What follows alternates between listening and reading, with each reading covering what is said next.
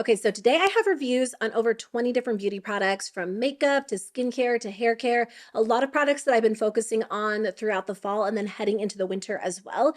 Things that I have used up fully. So this is my last empties video of 2024, potentially my last empties video ever. I've been thinking about cutting this series from my channel.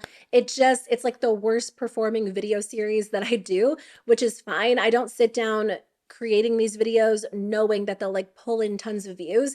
And sometimes that's the case. I mean, as a YouTuber, you want to get views on your videos. You want people to watch them.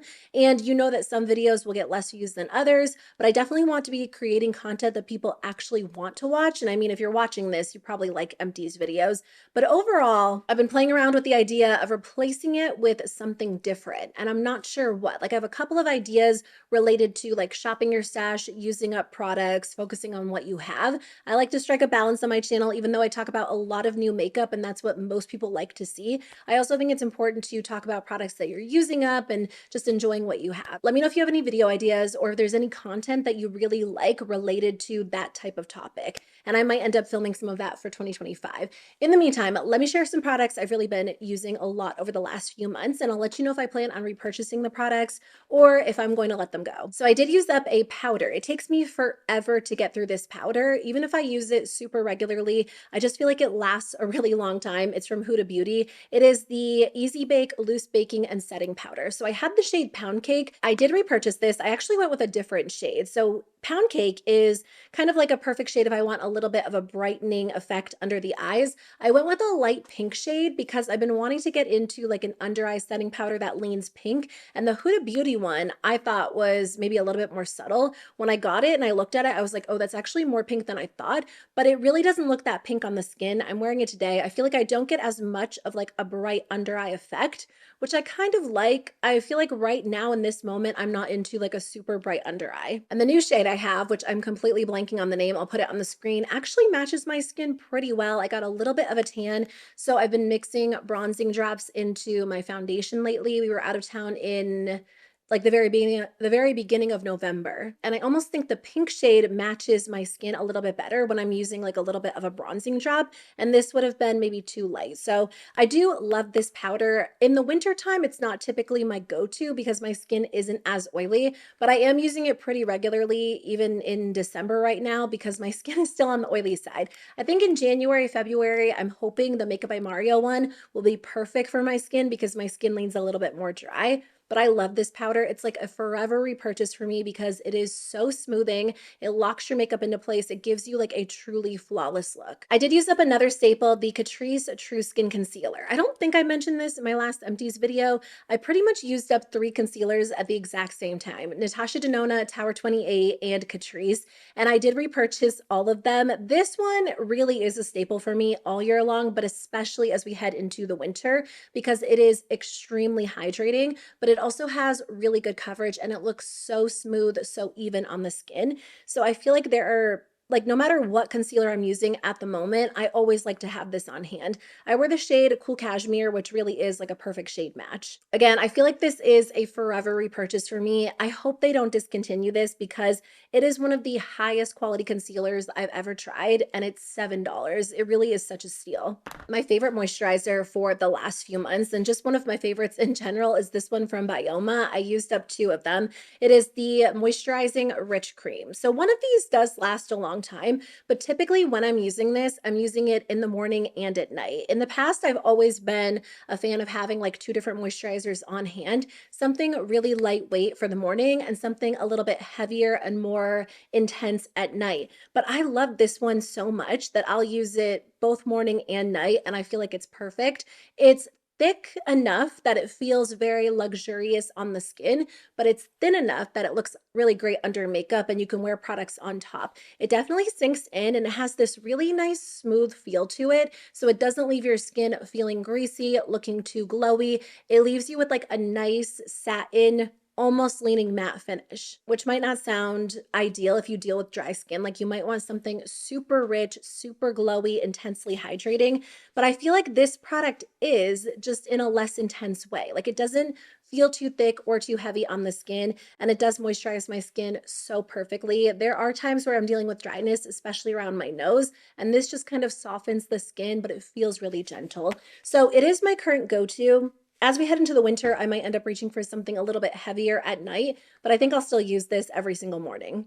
I did use up two different cleansers. These are both gel cleansers. I was mainly using this one during the summer, and then I think I used it up at like the very beginning of fall. I love a good gel cleanser during the summer because a thicker cream cleanser can just be a little bit too heavy for my oily skin. So as we head into the winter season, I'll probably switch these out and reach for something a little bit thicker. I repurchased the Fenty cleanser not too long ago, so I'll probably end up using that one because it is moisturizing and I feel like it leaves my skin, I don't know, it just feels a little bit thicker, which is what I typically do prefer when it's colder outside. But during the summer, I want something like as lightweight as possible. There are so many gel cleansers I love. I really like the Dermalogica Clear Start one. I also like the Inculus Salicylic Acid one. These didn't necessarily have any sort of like acne fighting ingredient in them, which those two do.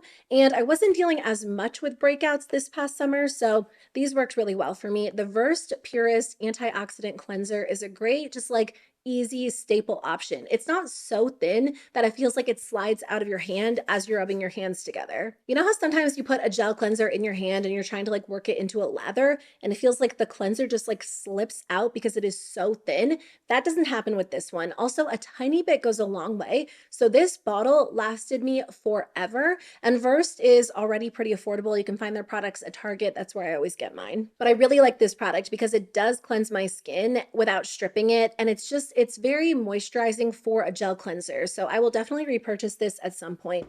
I also used up the Skinfix Barrier Plus Ceramide Gel Cleanser.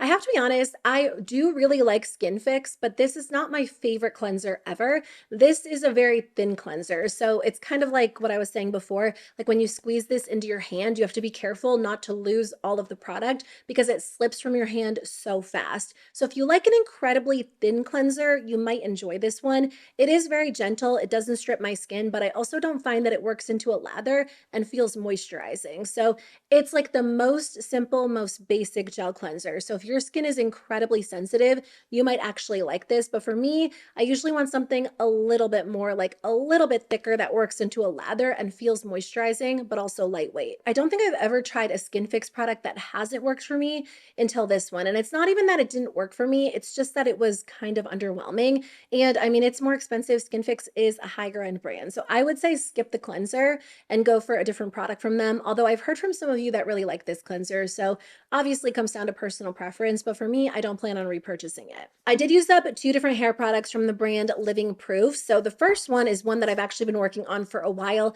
I don't use this every single time I do my hair, but when I feel like my hair is just kind of flat, like it needs a little bit of extra volume, this product really comes in handy. It is the Full Dry Volume Blast. So basically it's supposed to provide instant lasting volume and texture. I kind of just consider it like a texturizing spray. And I've tried texturizing sprays from a couple of different brands, but I've repurchased this one a few times over the years because I do think it works really well. In fact, there have been a few people in my life who have very thin, very fine hair, and they've asked me like, what do you recommend? I need volume, I need something. And I'm not a hair expert by any means. In fact, I'm kind of on like hair TikTok right now, trying to nail down like a good hair care routine because I do feel like my hair can also tend to fall flat and I just deal with breakage and I don't know that I'm always using the best products for it. But one product that definitely creates a lot of volume after you wash it, like when you're styling it, is this product. If you like lift your hair and spray this or flip your head upside down and spray this and flip it back over,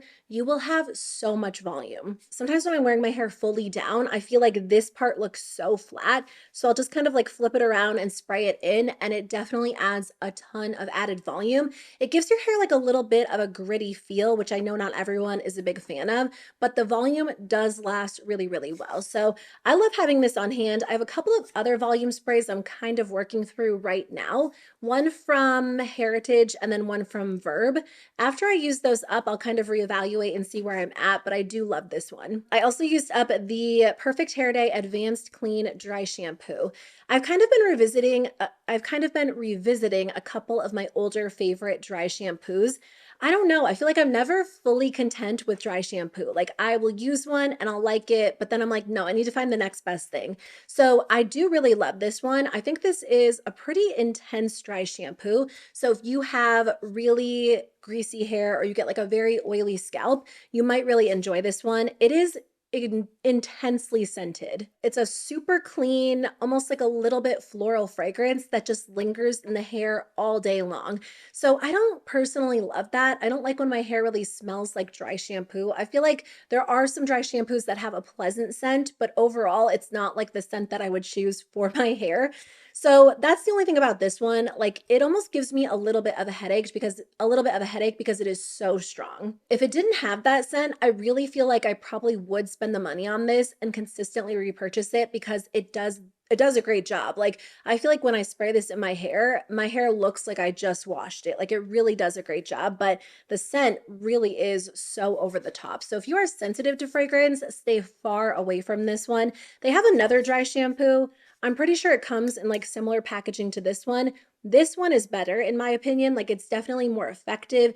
It works a little bit better, but I'm telling you that scent is so intense. So for now, I don't want to repurchase it. What am I using right now? Oh, I'm using one from Olaplex, which is really good. I don't think it's quite as effective as this. I have to use a lot of the Olaplex dry shampoo, whereas with this one, I feel like a little bit goes a long way because it really is like a heavy duty dry shampoo. It's just that scent. I can't get over it. Speaking of Olaplex, I did use up the shampoo and conditioner. These have been in my empties pretty consistently in 2024. It's been like pretty much the only shampoo and conditioner I've been using regularly. I actually have an open bottle of shampoo and conditioner from the brand. I just used it this morning and I can't think of who was it? Hask. I've had those open in my shower for a really long time because I'll use them on like a very rare occasion. At this point, I'm just trying to use them up and I feel like my hair looks fine. And then I'm also using one from Coco and Eve, but I don't like either one of those formulas as much as this. Like this really does leave my hair feeling very soft. I feel like overall it's helped a ton with the breakage. I've told you a couple of times I'm dealing with some breakage because I used a crimper on my hair, but I almost think it's because I wear my hair in a low bun kind of a lot. And this is probably the part that would really break because it goes straight back in that low bun. I did that a ton during the summer. So I almost wonder if that's what was contributing to my breakage. That's like the only part of my hair that's breaking. Last year it was down here and I'm kind of growing that out, but that's because I also wear my hair in a high bun. I've just been being more careful with that. So I was dealing with a ton of breakage last year and a little bit this year. And I do feel like overall, this product has made a difference. Like I feel like my hair is a little bit stronger. It definitely feels very smooth, very soft when I use this. And I do think it does help to strengthen my hair because I'm noticing a little bit less breakage. So I'm enjoying these a lot. Again, I'm kind of on hair TikTok right now because I feel like there are other products that I would like to incorporate into my routine because overall my hair care routine is pretty simple. I'm not quite done with this product, but I'm including it in today's video because I really think I'll be done with this by the end of the month. I've been using it pretty much every single time I do my makeup. It's the NYX Plump Right Back Primer. So I actually have been making an active effort to use this up. I don't do Project Pan videos, but sometimes I'll include like a couple of products just in the back of my mind as things that I want to use up fully. And I love this primer, but I do have a lot of primers that are very similar where they kind of hydrate the skin, they smooth it out, and they have a little bit of a tacky feel to them. So I've just been making an effort to use this one up fully, and I do love it. It's great. I have a little bit left. Where's the bottom? The bottom is like right here. So there's enough to get like a couple more uses out of it, but I just thought I would share it. That way I didn't have to hang on to it in case I don't do another empties video. But I love this primer. It's a little bit expensive for a drugstore primer. I'm pretty sure it's close to like $20, but it is a very high quality product. NYX goes on sale all the time. So I would say wait until you can get it for a discounted price. But again, if you have a lot of primers that are like that slightly sticky, tacky feel, you probably have something in your collection that comes close. It's definitely less intense than the e.l.f. Power Grip Primer. So that's kind of nice because I know for some people that one's a little bit too over the top. If you want something that's smoothing and hydrating, but not quite as sticky, this could be a good alternative. I did use up two of my favorite mascaras, the Tower 28 Make Waves, which is always on hand. It's just my absolute favorite. And even though there are other mascaras mascaras I do enjoy, I always end up going back to this one because nothing lifts my lashes quite like this one. It adds a good amount of volume, a lot of length. It just layers so easily, which is really nice too. So I feel like I'll always repurchase this. And then I had this one for longer than I should have. It's the Milani Highly Rated Lash Extensions Mascara. Like the label is starting to wear off. I use this one pretty much every single day. I don't always use it on its own. Sometimes I will if I'm in a hurry, especially once it's really dried out. But typically what I'll do is use a base mascara that's great at volume and then just hit like the ends of my lashes with this one because it adds like that extra length and it locks your mascara into place so well because it is a tubing mascara. I also love this one on the bottom lashes too because it just grabs onto the lashes so well. This mascara performs so much better after it's dried out for like 3 months, which is a long time. Typically, they don't recommend using or keeping your mascara longer than 3 months, but this is one that I will tend to make an exception for because I really only use it on like the very ends of my lashes. I did use up a couple of cleansing balms, and you know what? I'm just not a big fan of cleansing balms these days. I love the Garnier Micellar Water, which I did use that up. I don't actually have it in my basket right now, so I'm not sure where that is. But usually in my empties videos, you see one waterproof Garnier Micellar Water, sometimes two, because that is my go-to for removing makeup. I was trying to use up a couple of older products, so I did focus on cleansing balms for a little while. The Paula's Choice Omega Plus Complex Cleansing Balm really isn't my favorite when it comes to cleansing balms. I think it's fine on the face, but I don't find that it really removes my eye makeup super well. So there's actually still a little bit of product in here, but I don't want to finish it up, to be completely honest with you. I just feel like every time I use this, I have to go in with micellar water afterwards and then go in with a cleanser. So it just adds like an extra step to my makeup routine. I love Paula's Choice and pretty much everything I've tried has worked really well for me, but I wasn't really sold on this one. I like the fact that it comes in a squeeze tube though. I think that's kind of nice just because it keeps the product a little bit nicer than cleansing balms that come in a jar. This is really old. It's from Fourth Ray Beauty. I mean, I don't know about really old. I know I've had this for longer than I probably should have. It's the Bloom Service Rose Cleansing Balm. I am not the biggest fan of rose scented skincare products. I don't know, like I don't usually mind rose if it's mixed in with a couple of other things, but sometimes like when I get a rose cleansing balm or like a rose perfume that's heavily rose scented, I don't love it. So I'm not a big fan of the scent of this, but this does kind of it leaves that like film on my eyes. You know how when you use a cleansing balm, sometimes you feel like you can't get it off your actual eyeball? That's what happens with this one. On top of that, I don't think it does a great job at removing my makeup, my eye makeup specifically. So I don't know. I used to love cleansing balms. Like I would use the e.l.f. one all the time. There was another one that I really liked that I can't think of off the top of my head. I have one that's open right now from the brand Heimish, which I think is pretty good. But overall, like I would just rather use micellar water over a cleansing balm. So I don't plan on repurchasing these or any cleansing balm in the near future. I think I'll stick with micellar water. Actually, I had this product for a while as well. I think I had it since last year. And again, I just wanted to use it up fully because I was kind of working my way through a couple of older products. This is a makeup remover. It's from e.l.f. and it does work well. I feel like it removes my makeup, but not as well as the Garnier micellar water. I don't know what's in that. Like it's just magic, the waterproof one. It takes everything off with minimal effort. And while this one does work, I feel like I had to use more of this product than the Garnier one. And when I was breaking it down like price per ounce, this ended up being more expensive because it comes with 4 ounces compared to Garnier, which comes with I think at least double. And then they even have a jumbo size that comes with even more. If I was to purchase the same amount, I'd end up spending more in the end, especially because I go through this faster. So I don't plan on repurchasing this. This is the second video I'm filming today and the words just aren't flowing as easily, but I think I'm almost done. Okay, a couple more products. So this is from Rare Beauty. I'm including this in my empties video. To be fair, I did drop this and it broke. So I lost a lot of the product due to the fact that it fell. I don't think I even dropped this on the floor. I think I just like set it down a little bit too hard where I do my makeup and I think I was able to salvage like either half of it or a fourth of it, but I did use up the rest of it because this is my favorite highlighter. So this is in the shade Mesmerize. I did repurchase it during the Sephora sale. I'm wearing it today. You can really see it on my nose because I meant to apply a little bit. Oh, I'm using it as an inner corner highlight too. It is so pretty. It's the perfect pink toned highlighter. I was kind of looking for a good pink toned highlighter this year. And what's nice about this one is because it's a little bit rosy, a little bit bronzy, I feel like it ends up looking more natural on my skin compared to a lot of other pink highlighters, which are so obviously pink. But the color of this one is really flattering and the formula is beautiful. It's so silky, so smooth. So I did end up repurchasing it and I haven't broken my new one yet. So let's hope it stays that way. I did try a new hair mask from the brand Eva and Avo. They sent me a PR package a few months ago and I tried this product. I've also been using their hair oil pretty regularly and I love the scent of their products. I don't even know how to describe them. I think based on the fact that they use, I'm pretty sure like their thing is that they use avocados or avocado oil in their products.